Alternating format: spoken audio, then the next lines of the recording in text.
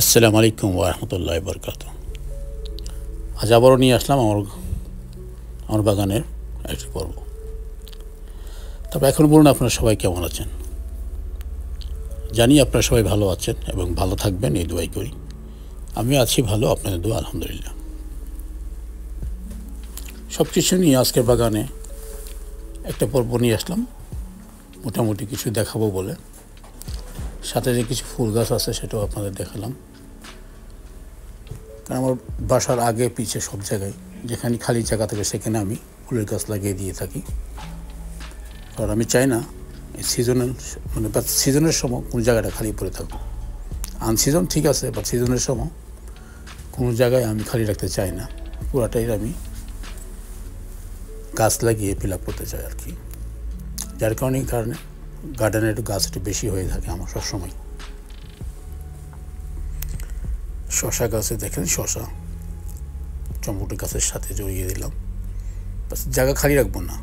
দেখেন টেবিলের ওপরে বেগুন গাছের চারা লাগিয়ে দিলাম,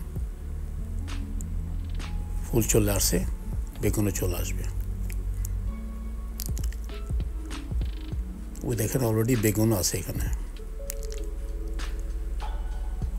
টমেটো কি সুন্দর চকচকে সবুজ।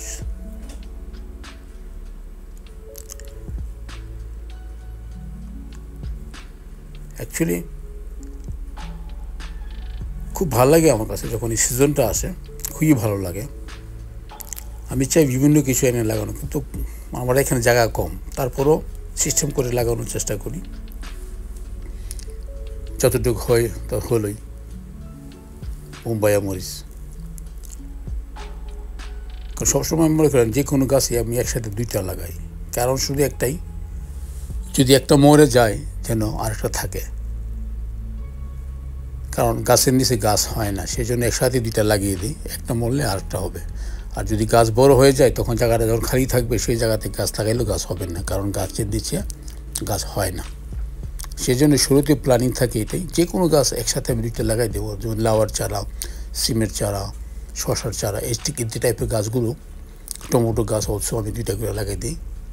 যদিও আমি টমেটো গাছ বেশিরভাগ আমি বালতিতে লাগাই, মাটিতে কমই লাগাই। বালতিটা হয় ভালো, মাটিতে হয় ভালো।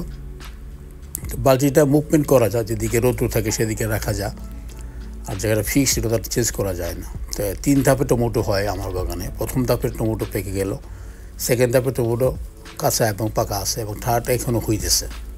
মানে আমি এইভাবেই করি। একটা ফাইনাল ডিসেম্বর পর্যন্ত টমেটো গাছ থাকবে এবং টমেটো গাছে টমেটো আসবে ইনশাল্লাহ।